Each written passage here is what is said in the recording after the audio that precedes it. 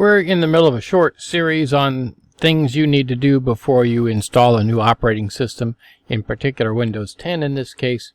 We've already looked at the hardware requirements, having your applications ready, having product keys ready, having drivers ready. Now let's talk about settings. So settings are those areas of personalization in how the machine runs, what it does when you click certain things in File Explorer, for example. Does it set them up as a list or as large icons, things of that nature. Now, there really is no settings backup in Windows per se.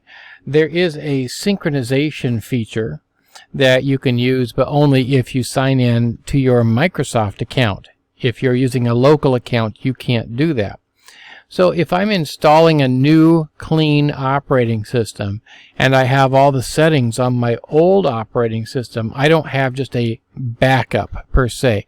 If I sign in with my Microsoft account and turn on synchronization, then it will upload those to my space on OneDrive and then can download on the new machine once I've set it up. If I'm upgrading from, say, Windows 7 to Windows 8 or Windows 8 to Windows 10, those settings will come along with me, at least those settings that are supported by the new operating system. So there just really is no click and copy of settings. Let's take a look at a couple of systems I have here. There we go. Now this particular version of Windows is not activated.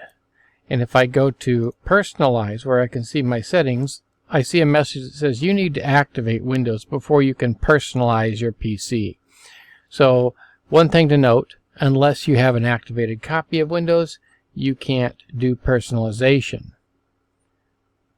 Now while I paused the video, I brought up another one. This is an activated machine.